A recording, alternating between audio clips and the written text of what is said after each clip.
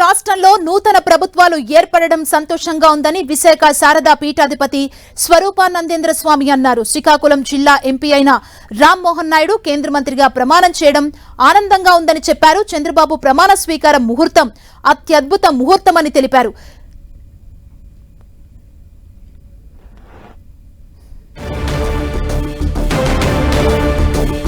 ఏ ప్రభుత్వం వచ్చినా తాము ఉన్నది ఉన్నట్లుగా మాట్లాడతామని స్పష్టం చేశారు.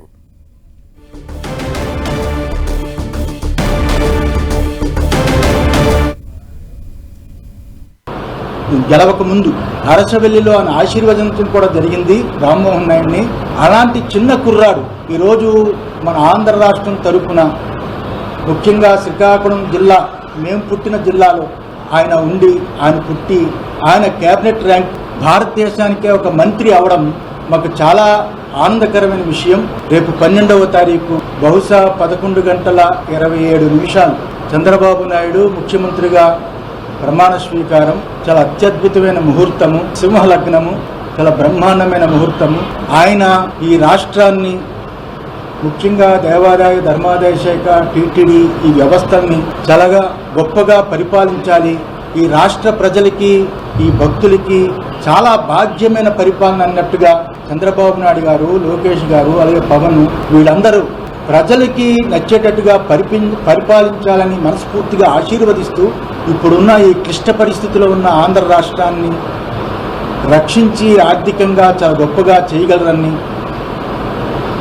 భగవంతుని కోరుతున్నాము.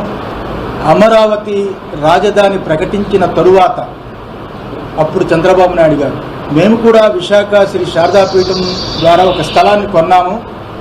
ఆ రాజధానిలోనే చాలా గొప్పగా నిర్మాణం చేసి అక్కడ కూడా విశాఖ శ్రీ శారదాపీఠం, శ్రీశైలం, తిరుపతి, ఋషికేశు, కాశీ, అలాగే తిరువన్నామలై ఇతర రాష్ట్రాల్లో చాలా చోట్ల ఉన్నట్లుగా ఆ రోజుల్లోనే నిర్ణయించుకున్నాము. అమరావతిలో శ్రీ శారదాపీఠం నిర్మాణం చెయ్యాలని. విశాఖ శ్రీ శారదాపీఠం ఏ ప్రభుత్వం వచ్చినా నిష్పక్షపాతంగా మా అమ్మవారు రాజశ్యామల అమ్మవారు అనుగ్రహం పరిపూర్ణంగా ఉన్నట్టు ఆశీర్వదిస్తాము. అమ్మవారి అనుగ్రహాన్ని వాళ్ళు కలిగేటట్టు ప్రార్థిస్తాము. ఎప్పుడులాగే యజ్ఞాలు హోమాలు చేస్తాము.